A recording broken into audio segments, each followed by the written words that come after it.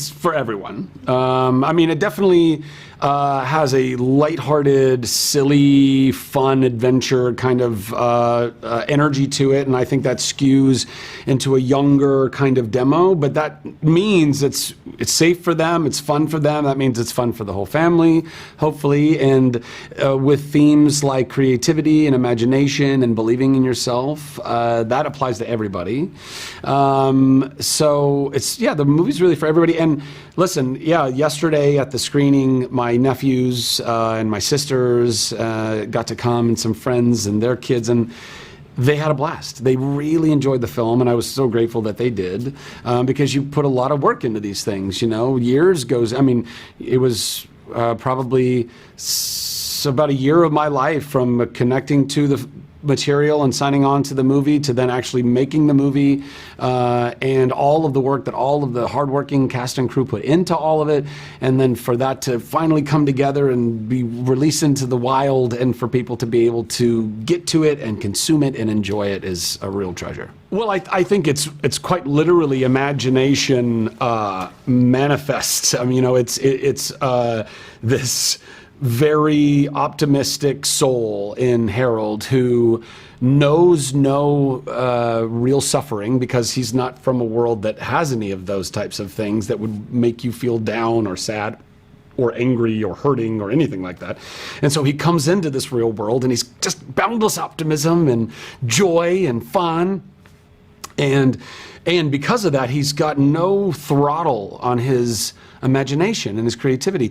Hopefully it is an example of inspiring people to dive into that optimism and that creativity. I think deep down we all want to be living in a world where we're not burdened by the sadness, which is also not to say that we don't need those types of things. I think in order to be a full, well-rounded soul, we need to understand what it means to experience loss and anger and fear, but to not dwell in those negative energies, to experience them, to process them, to learn from them, to grow from them, but ultimately to get to the other side of those things and fulfill wishes. We are all capable of going and doing that, but we need to have the faith in ourselves and believe in ourselves, and hopefully help other people to believe in themselves, so that collectively we can go and fulfill these wishes for ourselves individually and wishes for what we all want collectively. When I read the original script, it was laced with, and it's all really simple kind of fish out of water type of comedy. You know, it's when you take, really like they're, you know, me and Moose and Porcupine are basically aliens from another planet, right? And we get thrown into this new planet of the real world, and it works very different than ours. We don't understand the social cues. We don't understand how this stuff works.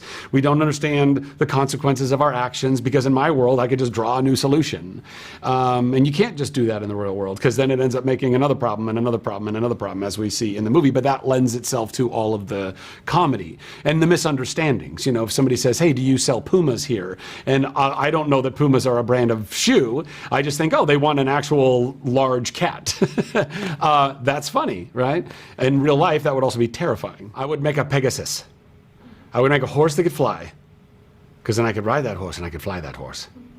And then, if I could draw any food, any dessert specifically, probably some ice cream.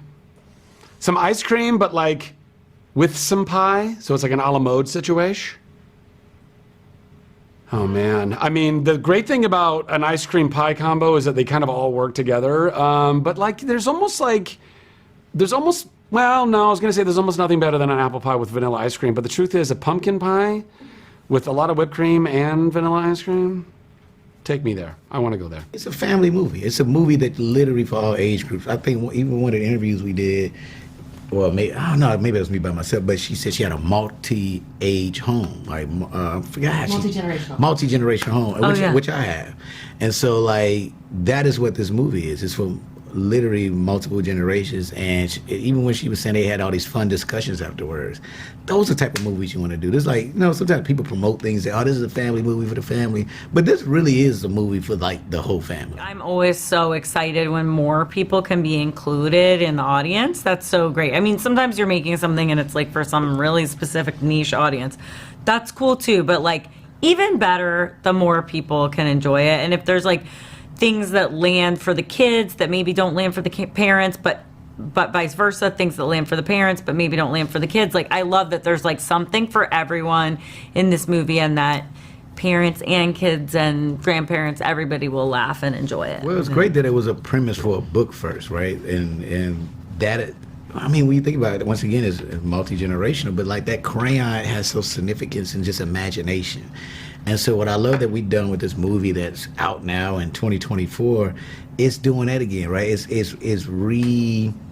reigniting your imagination, especially when you're being older, even sometimes with the kids. Like, it's letting us know, like, let them think outside the box. I think that's what this movie does. I think you leave this movie and you just want to draw and create something. You just want to pull out your Legos and like, I'm gonna just make something. I don't care what is on this box. Everyone has creativity, like, and every job has creativity in it and can have creativity in it. I think a lot of people don't see, like, for instance, science as being creative, but it's extremely creative. Like, you must be incredibly creative and inventive to be studying things, to come to conclusions, to think outside the box, to come up with theories and, you know, then try to prove them. Like, all those things that we think of as scientific as the opposite of creativity is actually extremely creative. And creativity plays a part in, like, every part of the fabric of our planet. And the more we can teach ourselves to, like, be open and think outside the box, I think the better and more, you know, the more rich lives we can lead. You know, he's very funny. It's very difficult not to laugh when you're around Rel and Zach and, you know, Tanya and Jermaine. I mean, everyone was hilarious. I was holding down the fort, you know, being maybe a little bit sardonic.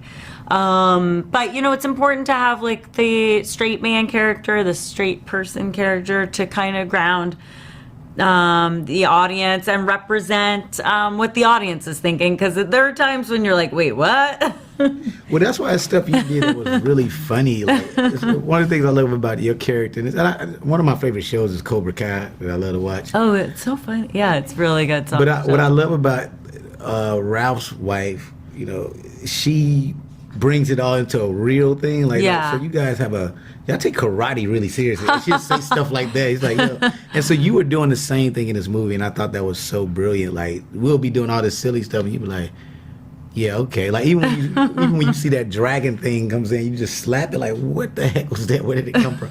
Like, you just made all the craziness, like, and put it in this real perspective that made it really funny, and I thought that was really cool. Oh, thank you. Well, we all have it. It takes all kinds to, you know, to make this film happen. But yeah, it was super fun, and it was definitely hard to keep a straight face around these guys. It's so many. Like Airplane is pretty fun. Airplane was fun.